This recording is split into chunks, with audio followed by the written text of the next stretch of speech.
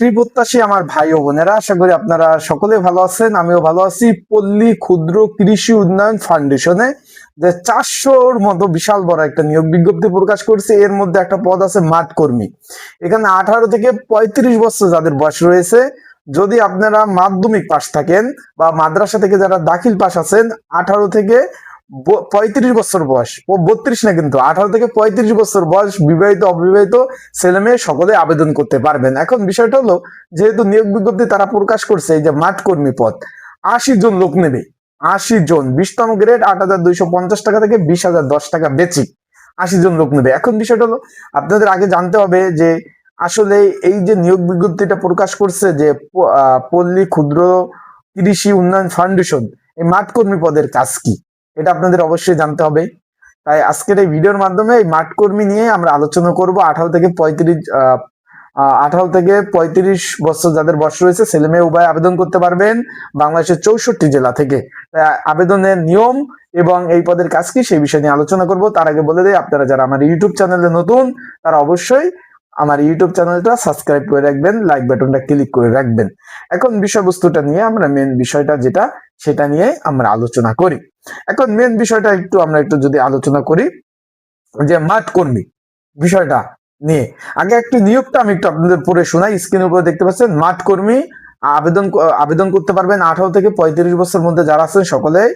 এখানে 20তম গ্রেড 8,250 টাকা থেকে 20,010 টাকা বেচিক। আবেদনের লাস্ট সময়, আবেদনের শেষ সময় হলো আপনার, আবারও বলতেছি, আবেদনের লাস্ট সময় হলো এই যে ফেব্রুয়ারিতে চলতেছে, মার্চ মাসের 17 তারিখ পর্যন্ত বিকাল 5টা পর্যন্ত আবেদন করতে পারবেন। এখানে লোক নেবে 80 জন, কোন স্বীকৃত বোর্ড হইতে এসএসসি পাস হলে আবেদন করতে পারবেন, ছেলে মেয়ে উভয়ে এই মাঠ কর্মী পদে। আশা করি পদ নিয়ে আপনারা বুঝতে পারছেন। এখন আমরা চলে যাই হলো এই পদের মূলত কাজটা কি। এখন আগে একটু বলে দেই এটা আসলে কি ধরনের প্রতিষ্ঠান।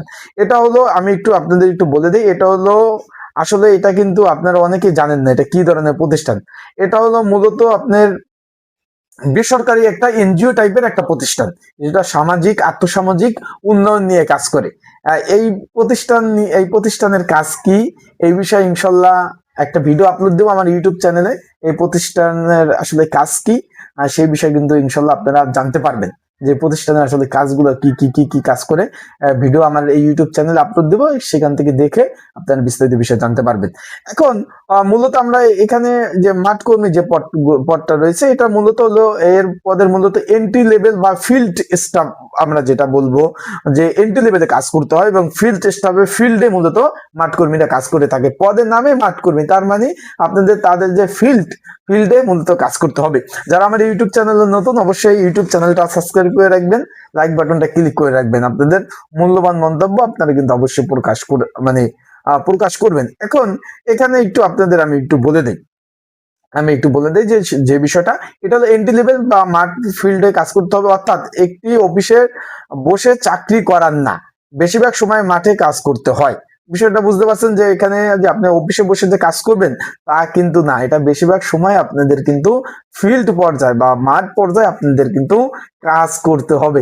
আশা করি বিষয়টা বুঝতে পারছেন, আশা করি আপনারা বুঝতে পেরেছেন। এখন এখানে আরেকটা বিষয়, যে এই যে মাঠ কর্মীর মূলত কাজ কি কি করতে হবে। গ্রামে গিয়ে সদস্য খুঁজতে হবে, যেহেতু তারা ঋণ প্রদান করে থাকে। নতুন গ্রুপ তৈরি করা, এখানে যেহেতু সদস্য খুঁজতে হবে, নতুন নতুন গ্রাহক, নতুন নতুন যে সদস্য যারা রয়েছে, যারা ঋণ কখনো নেয়নি, তাদের বোঝাতে হবে আমাদের ঋণ নিলে এই সুযোগ সুবিধা পাবেন, আপনাদের সামাজিক উন্নয়ন হবে। এই সব কিছু বুঝিয়ে তাদেরকে কিন্তু আপনাদের একটা গ্রুপ করতে হবে, গ্রুপ সিস্টেমে করতে হবে। তারপর ঋণ নেওয়ার জন্য সদস্যদের আগ্রহী করে তোলা, যে আমরা এইভাবে ঋণ নিলে এই সুযোগ সুবিধা, অন্য সব থেকে ঋণ নিলে এই অসুবিধা, আমাদের থেকে সুযোগ সুবিধা আছে বোঝানো। এবং দরিদ্র পরিবার চিহ্নিত করা, কারা দরিদ্র রয়েছে, কারা অনেক গরিব, তাদেরকে ঋণের মাধ্যমে তাদের একটু সচ্ছলতা ফেরানো যায়, তাদের আর্থসামাজিক উন্নয়ন করা যায়। এই ধরনের কাজগুলা কিন্তু করতে হবে। বিষয়টা আশা করি বুঝতে পারছেন। যারা দরিদ্র পরিবার চিহ্নিত করা, তারপর হলো ঋণ নেওয়ার জন্য যারা সদস্য রয়েছে তারা গ্রুপ তৈরি করা। আর কি কি কাজ করতে হবে তার আগে আমি একটু বলে দেই। এখানে আবেদনটা চলবে, এই যে এটা তো ফেব্রুয়ারি মার্চের 17 তারিখ বিকাল 5টা পর্যন্ত আবেদন করতে হবে অনলাইনে। তাই যারা ঘরে বসে নির্ঝামেলায় ত্রুটি মুক্ত আবেদন করতে চান, আবারও বলতেছি, ঘরে বসে নির্ঝামেলায় ত্রুটি মুক্ত যারা আবেদন করতে চান তারা অবশ্যই স্ক্রিনের উপর হোয়াটসঅ্যাপ নাম্বার রয়েছে, ডিসক্রিপশন বক্সে নাম্বার রয়েছে।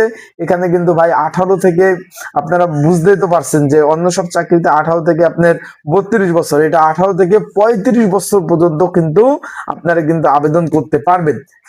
বিষয়টা বুঝছেন, 18 থেকে 35 বছর পর্যন্ত আপনারা কিন্তু আবেদন করতে পারবেন। বিষয়টা আশা করি আপনারা বুঝতে পেরেছেন।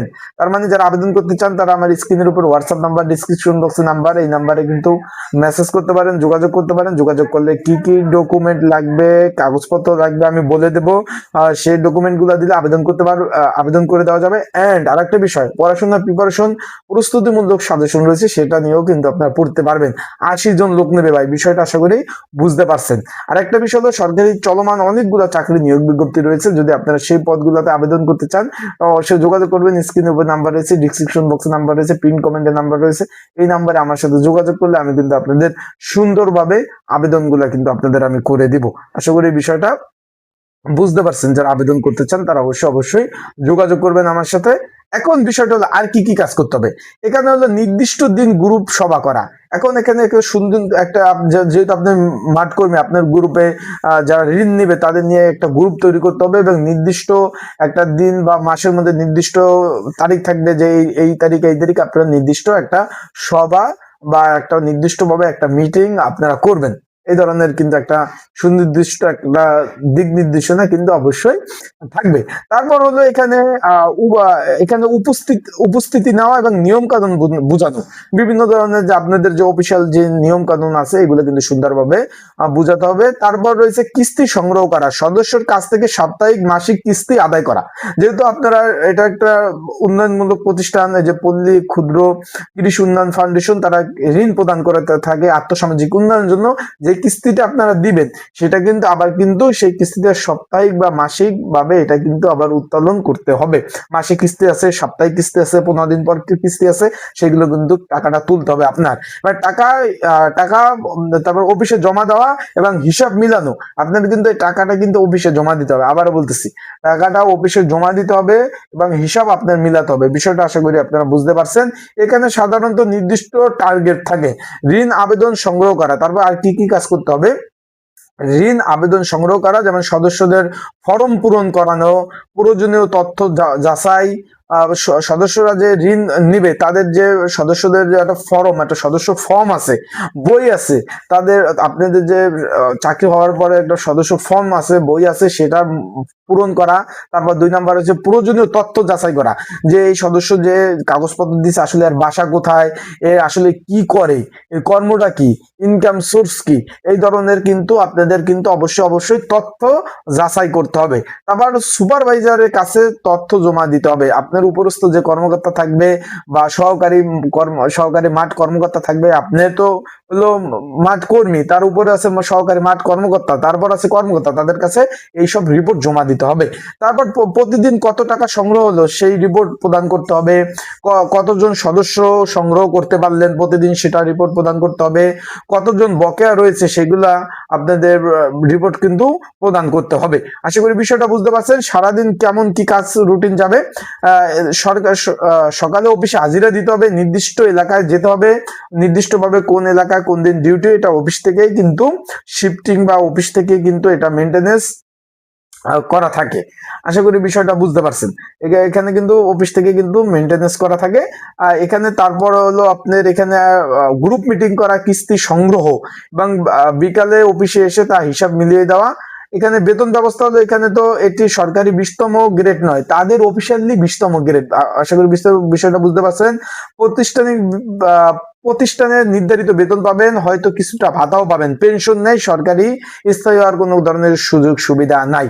বিষয়টা বুঝতে পারছেন। কাজের চাপ কেমন? নিয়মিত মাঠে যেতে হবে, বৃষ্টি রোদে কাজ করতে হবে, টার্গেটের চাপ আছে, বকে আদায় করতে হবে। ভবিষ্যতে কি হতে পারবেন? ভবিষ্যতে ভালো কাজ করলে সহকারী মাঠ কর্মকর্তা, শাখা কর্মকর্তা এবং এরিয়া ব্যবস্থাপকের মতো বা এরিয়া ম্যানেজারের মতো আপনাদের কিন্তু প্রমোশন বা পদোন্নতি হওয়ার সুযোগ সুবিধা রয়েছে। কাজের জন্য উপযুক্ত যারা মাঠ পর্যায়ে কাজ করতে রাজি আছেন, যারা মানুষের সাথে কাজ করতে চান এবং যারা অভিজ্ঞতা আছেন এবং যারা এনজিও সেক্টরে কাজ করতে চান তাদের জন্য উপযুক্ত। সর্বশেষ বলতে চাই, আর তার আগে আবারও বলতে চাই, যারা আবেদন করতে চান স্ক্রিনের উপর হোয়াটসঅ্যাপ নাম্বার রয়েছে, ডিসক্রিপশন বক্সে নাম্বার রয়েছে, এই নাম্বারে যোগাযোগ করতে পারেন। এই নাম্বারে যোগাযোগ করলে আপনারা কিভাবে আবেদন করতে হবে, আবেদনের নিয়মাবলী, বিষয়বলী, সর্ববিষয় আমি বলে দেবো, সুন্দরভাবে আবেদন করতে পারবেন। এখন সব মিলিয়ে আমি বলতে চাই যে পল্লী ক্ষুদ্র কৃষি উন্নয়ন ফাউন্ডেশন মাঠ কর্মী পদটি একটি মাঠ ভিত্তিক চাকরি এবং সদস্য এবং এখানে মাঠ ভিত্তিক সংগ্রহ ও সদস্য ব্যবস্থাপনা নির্ভর কাজ করে। এটি হলো অফিসিয়াল ভিত্তিক আরামদায়ক চাকরি নয়। কাজের চাপ থাকে, তবে শেখার সুযোগ আছে। যারা বাস্তবতা জেনে আবেদন করবেন তাদের জন্য ভালো। আশা করি বিষয়বস্তুটা বুঝতে পারছেন।